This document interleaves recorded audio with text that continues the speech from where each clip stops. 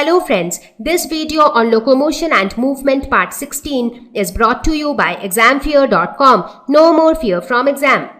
So now we have completed our discussion on axial skeleton. Let us now talk about the appendicular skeleton. So in appendicular skeleton, we will spend most of our time talking about the limb bones.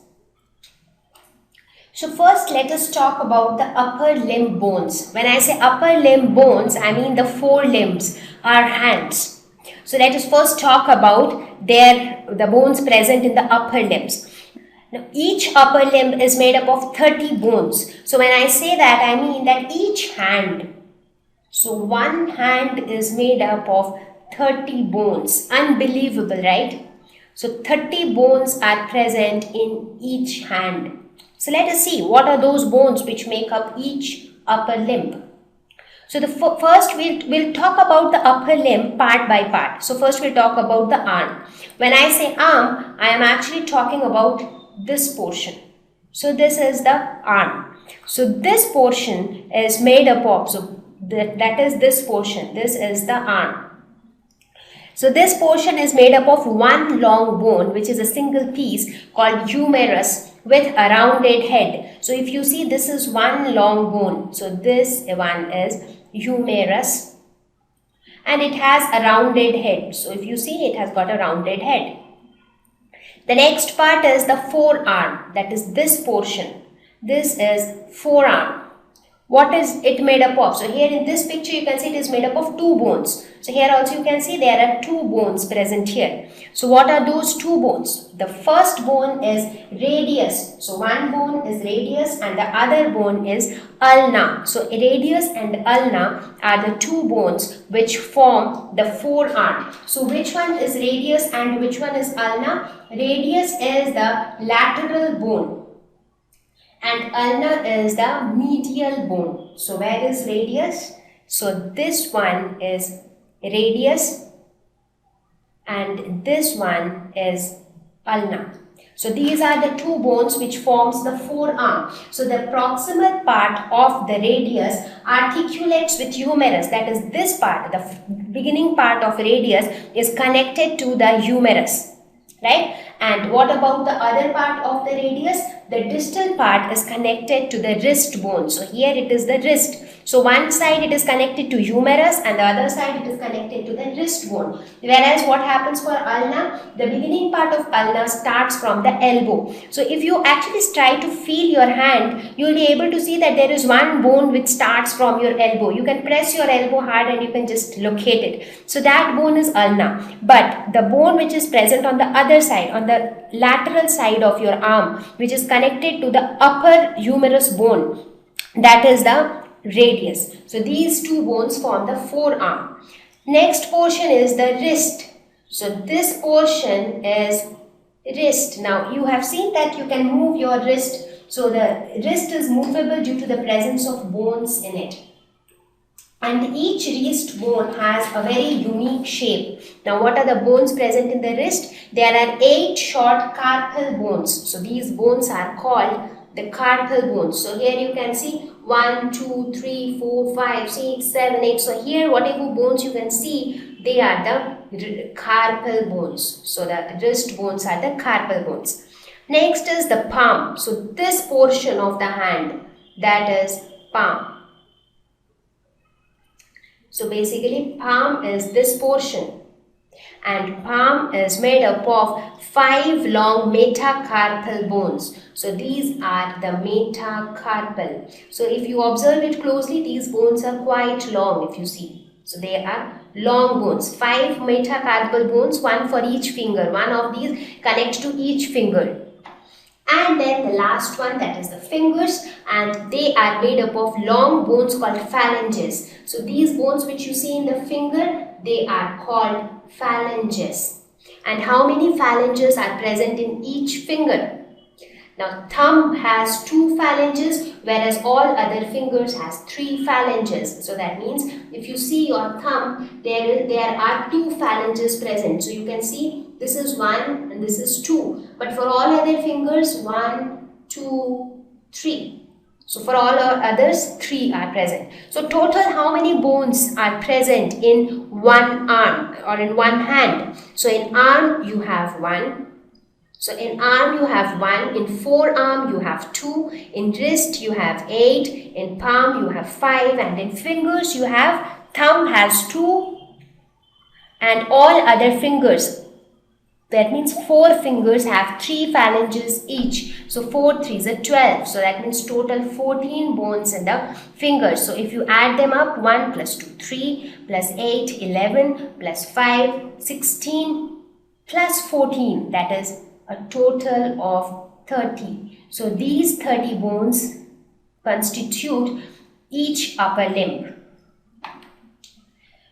So now let us look at the lower limb bones. Now in a very similar way we will talk about the lower limb bones. So we will talk about the legs.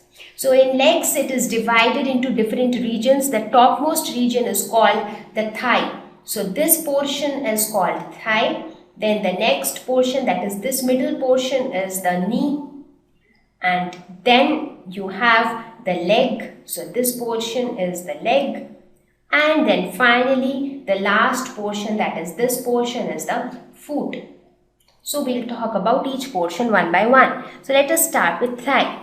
So the thigh is again made up of one single bone, which is called femur. So femur is the heaviest and strongest bone of the body. So please remember this. So you have the strongest. Where do you have the smallest bone? Just to recap.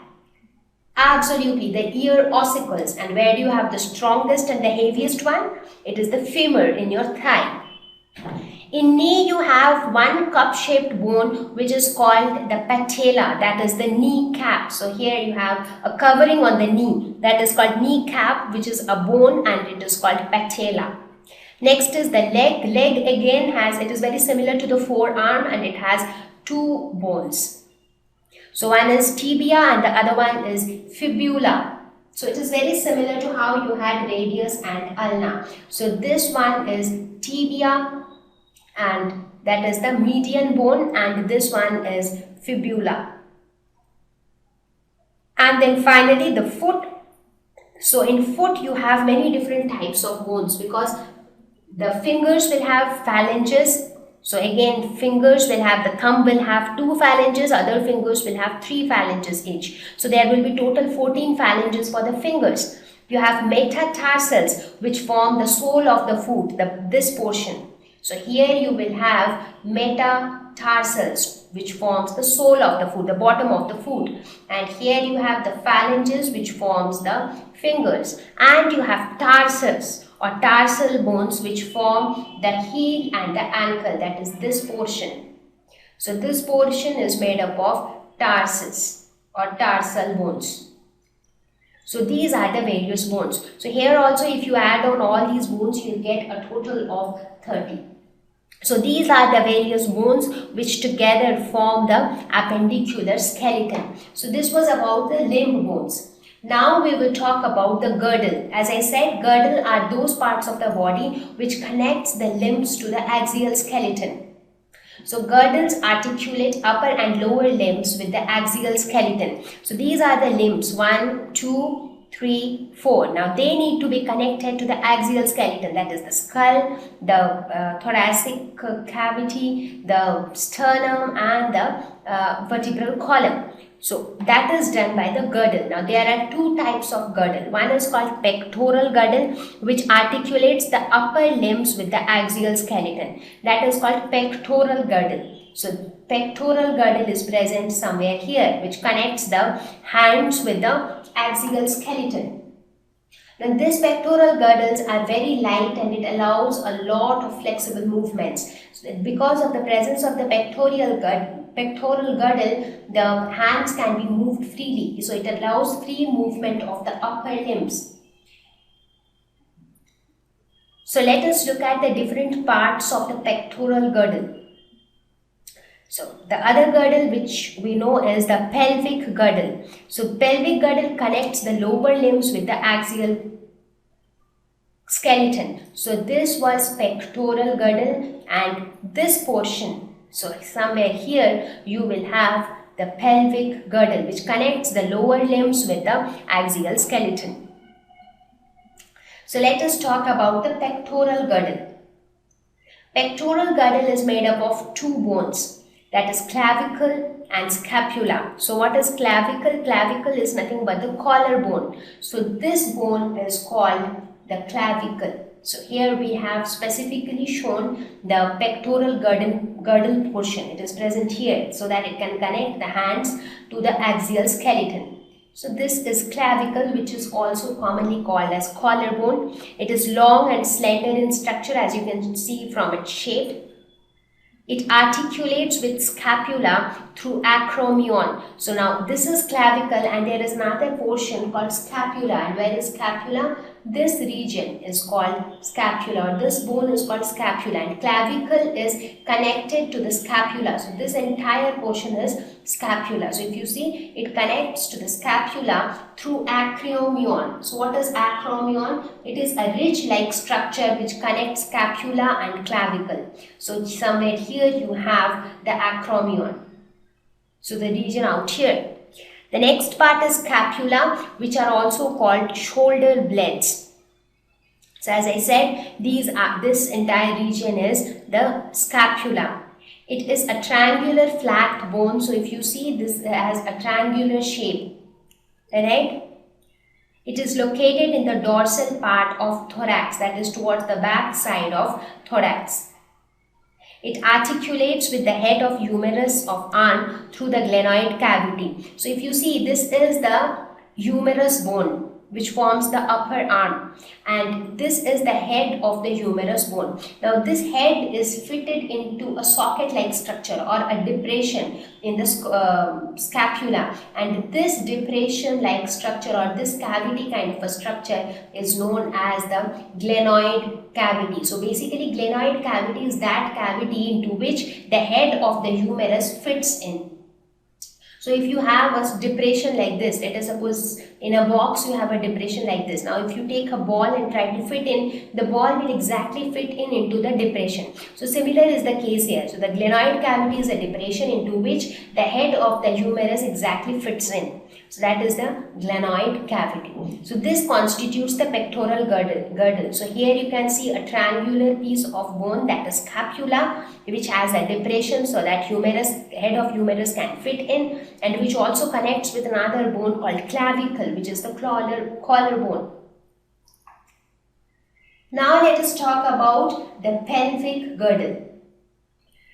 So when you talk about the pelvic girdle, as I said, it connects the lower limbs to the axial skeleton. It is made up of two coxal bones. Now what are coxal bones and where are they? So these are the coxal bones. So if you see, there are two coxal bones, one on this side and the other on the back side. So these two coxal bones form the pelvic girdle. And what is the coxal bones made up of? The coxal bone in turn is made up of ilium, ischium and pubis. So where is ilium? So this portion of the coxal bone is called ilium. The next part is the pubis. And where is the pubis? So this portion is the pubis, and the last portion is the ischium, and the ischium is this portion. So this entire thing is the coxal bone. So this coxal bones form the pelvic girdle.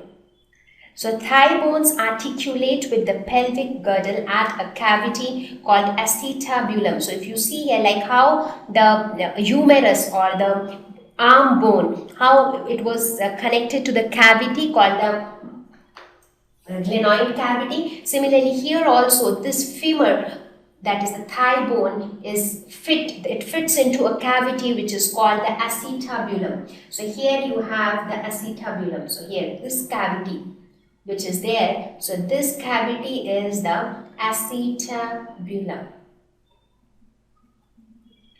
So this is about the pelvic girdle. Thank you. Please visit www.examfear.com to watch more videos, attempt free online test, get free study material, find tutors and mentors. Thank you once again.